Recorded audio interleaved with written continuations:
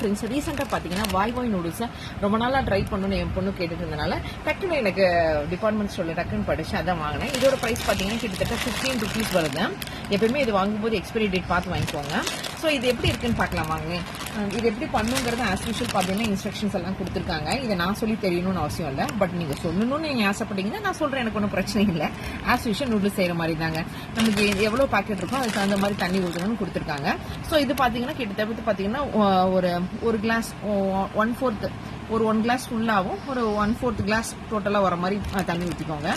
So இது பார்த்தீங்கன்னா இது எப்படி பண்ணணும்னு பார்க்கலாம். இது பார்த்தீங்கன்னா ரெடிமேடாகவும் சாப்பிட்லான்னு போட்டிருக்கு, இல்லைன்னா தண்ணி ஊற்றி பண்ணலான்னு சாப்பிட்லான்னு போட்டிருந்துச்சு. என் பொண்ணு வந்து பார்த்தீங்கன்னா இது தண்ணி ஊற்றி ட்ரை பண்ணி பார்த்தா சுத்தமாக நல்லா இல்லை அப்படின்ட்டா. ஸோ இப்போ நான் வாங்கலேன், தண்ணி ஊற்றாம நம்ம இப்போ எப்படி ரெடிமேடாக சாப்பிட்றதுன்னு காமிக்கிறேன். இப்போ இதை ஓப்பன் பண்ணி காமிச்சிடறேன் உங்களுக்கு. இப்போ ஓப்பன் பண்ணி பார்த்தாங்கன்னா ஸோ இந்த மாதிரி இருக்கு. நான் உங்களுக்கு ஃபுல்லாகவே பிரித்து காமிச்சிடுறேன். இப்போ பார்த்தீங்கன்னா ஆஸ் யூஷுவல் பார்த்தீங்கன்னா நூடுல்ஸ் இப்படி இருக்கு. நம்ம எல்லா நூடுல்ஸ் வாங்குவோம்ல மேகியில் வர மாதிரி இந்த மாதிரி இருக்கு. கூட பார்த்தீங்கன்னா இந்த மாதிரி ஒரு சில்லி பவுடர் ஒன்று கொடுத்துருக்காங்க.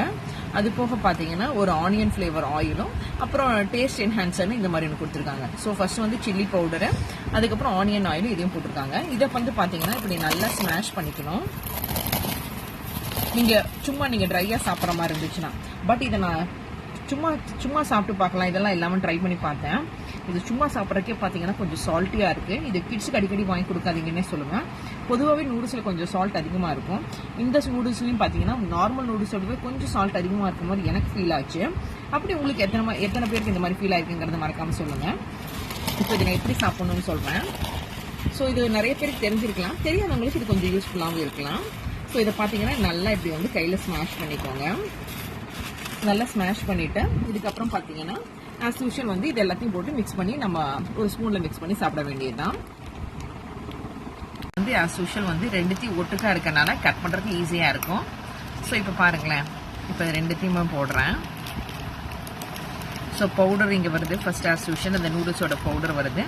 ஆஸ் யூஷுவல் வந்து இதுவும் அந்த ஆயிலும் இதோட மிக்ஸ் பண்ணிடுறேன். இதையும் மிக்ஸ் பண்ணிவிட்டு ஆஸ் யூஷுவல் வந்து அந்த சில்லி பவுடரையும் போட்டு மிக்ஸ் பண்ணி எடுத்தா இப்போ ரெடி. இப்போ இதை ரெண்டுத்தையும் மிக்ஸ் பண்ணிவிட்டேன். அப்புறம் இந்த சில்லி பவுடரையும் போட்டு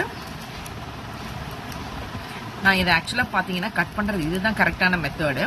நீங்கள் ஃபுல்லாக இதை கட் பண்ணி இப்படி போட்டுறாதீங்க. இப்படி 3/4 கட் பண்ணுங்கள். ஏன்னா இது ரெண்டுமே டிஸ்போஸ் ஆகிறதுக்கு கிட்டத்தட்ட பார்த்தீங்கன்னா ரொம்ப வருஷம் ஆகும். ஸோ அதனால் இதை கட் பண்ணும்போது மில்க் பாக்கெட்டாக இருந்தாலும் இந்த பாக்கெட்டாக இருந்தாலுமே இந்த மாதிரி கட் பண்ணிங்கன்னா தான் நம்ம என்விரான்மெண்ட்க்கு சேஃப்னே சொல்லுவேன். இப்போ இதை போட்டுட்டு இப்போ நல்லா மிக்ஸ் பண்ணிக்கலாம். இப்போ ஒரு ஸ்பூனில் வச்சு மிக்ஸ் பண்ணி காட்டுறாங்க. இது எல்லாத்தையும் போட்டு இந்த ஸ்பூனில் போட்டு நல்லா மிக்ஸ் பண்ணிக்கிறேன். சரி, நம்ம தண்ணி ஊற்றி பாயில் பண்ணி கேஸில் வச்சு சாப்பிட்றதுக்கு பதிலாக இந்த மாதிரி டிஃப்ரெண்ட்டாக என்னைக்காவது ஒரு நாள் கவலாம் ஒன்ஸ் அப்பான் அ டைம் இந்த மாதிரி பண்ணி சாப்பிட்லாம். அதுவும் வேற வழியே இல்லை, சாப்பிட்றதுக்கு இதுதான் இருக்கு வீட்லன்னா நீங்க சாப்பிடுங்க. பட் அடிக்கடி வாங்கி கொடுக்காதீங்க. அதுதான் நான் திரும்ப சொல்லுவேன் குட்டீஸ்க்கு. ஏன்னா இதுல நிறைய சால்ட் கண்டென்ட்ஸ் இருக்கு. இதுல இருக்கிற மசாலா இருக்கிற கெமிக்கல்ஸ் எல்லாம் அவ்வளவு நல்லது இல்லை. அப்படியே இது நீ காமிக்கிற அப்படின்னு சொல்றீங்களா?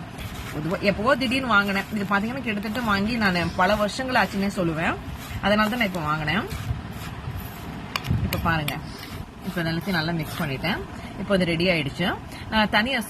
தனியாக சாப்பிடும்போது கொஞ்சம் சால்ட் கண்டென்ட் மாதிரி இருந்துச்சு, சப்புன்னு இருக்க மாதிரி இருந்துச்சு. இப்போ இதை டேஸ்ட் பண்ணி பார்க்குறேன்.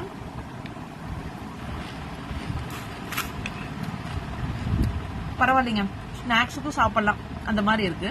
நீங்களும் வேணா ட்ரை பண்ணி பார்த்துட்டு சொல்லுங்க. தேங்க்யூ.